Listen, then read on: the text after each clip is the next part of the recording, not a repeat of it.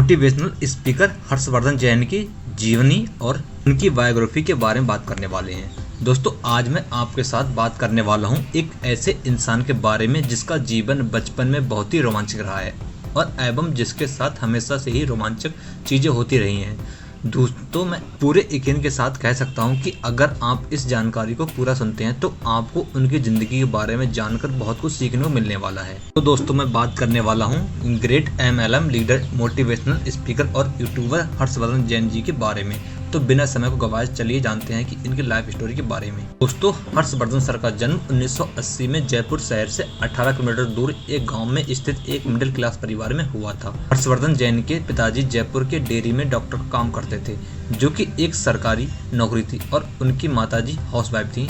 दोस्तों, हर्षवर्धन जी ने अपनी क्लास 7 तक की पढ़ाई गांव के ही सरकारी स्कूल से की और 8th और 9th की पढ़ाई जयपुर के स्कूल में कंप्लीट की है और 10th क्लास की पढ़ाई बीकानेर में अपने ताऊ जी के यहाँ से पूरी की और 11th और 12th तक की पढ़ाई खंडेलवाल स्कूल से कंप्लीट करी। जब हर्षवर्धन जी के माता पिता की शादी हुई तब शादी के 11 साल तक उनको कोई संतान नहीं हुई और इंडिया में जब किसी शादीशुदा जोड़े को कोई संतान नहीं होती है तब वो पंडित जी के पास चले जाते हैं। ठीक वैसे ही हर्षवर्धन सर जी के माता पिता भी पंडित जी के पास चले गए और तब पंडित जी ने 2-3 दिन तक कुंडली मिलाकर हर्षवर्धन जी के पिताजी को बोला कि धीरे रखिए क्योंकि महापुरुषों को आने में थोड़ा टाइम लगता है। दोस्तों, हर्षवर्धन जी अपने गांव के स्कूल से लेकर LLB की पढ़ाई तक एवरेज ही रहे, लेकिन वो बताते हैं कि वे अपने स्कूल के सबसे शैतान बच्चे हुआ करते थे, इसलिए टीचर्स उनको क्लास का कैप्टन बना दिया करते थे जिससे क्लास में शांति रह सके, जिसकी वजह से वे क्लास 1st से LLB तक की पढ़ाई तक वे क्लास के कैप्टन बने रहे।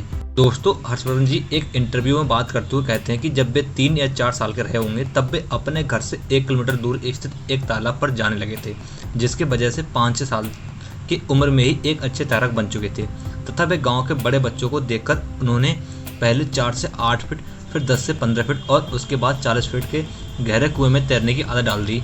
इतनी गहरी जगहों में तैरने के लिए जाने की वजह से कई बार उनके पिताजी उनको तालाब से लेकर घर तक पीटते हुए ले जाया करते थे। दोस्तों, इस तरह से 10 से 11 की उम्र तक हर्षवर्धन सर ने तैरने में महारत हासिल कर चुके थे। हर्षवर्धन सर जी कहते हैं कि बचपन के इस दौर में वे एक तैराक बनना चाहते थे, लेकिन प्रोफेशनली आगे न बढ़ने की वजह से वे तैराक नहीं बन सके। उसके साथ ही वह ये भी बताते हैं कि 11-12 उम्र तक आते आते उनके अंदर क्रिकेट खेलने का भूत सवार चढ़ गया था और वे पूरे दिन भूखे ही क्रिकेट खेलते थे या फिर उनके घर वालों को ग्राउंड तक खाना पहुंचाना पड़ता था, क्योंकि उनके अंदर क्रिकेट का इतना ज़्यादा भूत सवार चढ़ा था। उनके घर वालों के तरफ से उन्हें पिट जाना मंजूर था, लेकिन क्रिकेट छोड़ना मंजूर नहीं था। अपने बचपन के दिनों में अपने इलाकों के सबसे सुंदर और धुरंधर बैट्समैन हुआ करते थे। डिस्ट्रिक्ट लेवल तक की सारी ट्रॉफी बनवाना और जिताना, अपने गांव में टूर्नामेंट करना, ये सब हर्षवर्धन सर जी का ही किया करते थे। दोस्तों, हर्षवर्धन सर ने टूर्नामेंट में खेलते हुए 19 सेंचुरी मारी थी। एक बार हर्षवर्धन सर ने मजाक में ये भी कहा था कि मेरे नाम दुनिया की सबसे बड़ी फास्टेस्ट 29 बॉल वे मारने का रिकॉर्ड है। जब लोगों ने उनसे पूछा कि ये कैसे, तब उन्होंने कहा कि 37 साल की उम्र में रिटायरमेंट के बाद 20 से 22 साल उम्र के बच्चों के साथ एक टूर्नामेंट खेला जहां पर मैंने 29 बॉल पे सेंचुरी मारी थी। तैराकी और क्रिकेट को छोड़ के उन्हें एक्टिंग और गाना गाने का भी शौक था और वे बताते हैं कि जब वे गांव के स्कूल में पढ़ा करते थे तब उनको सांस्कृतिक कार्यक्रम में महत्वपूर्ण कलाकार की भूमिका निभाने के लिए दिया जाता था।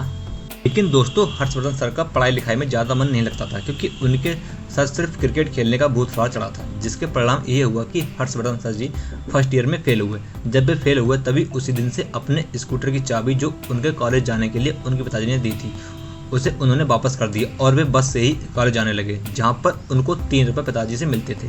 लेकिन वे घर से मेन मार्केट तक जाने का 1 रुपये पैदल चलकर बचा लिया करते थे और उसके 3 दिनों के बाद 3 रुपये बचाने के बाद जयपुर की एक जगह पर 3 रुपयों की कड़ी कचौरी खाया करते थे।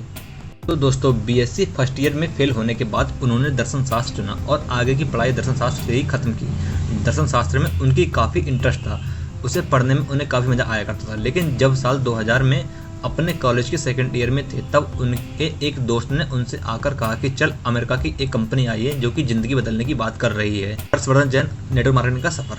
जब वो वहाँ पे गए और उन्होंने देखा कि वहाँ पर लोग स्टेज पर नाचते गाचते और मस्ती कर रहे हैं, जो कि उनके स्वभाव से मैच कर गया और वो भी उनके साथ मस्त हो गए। इस तरह से हर्षवर्धन सर की नेटवर्क मार्केटिंग में एंट्री हो गई।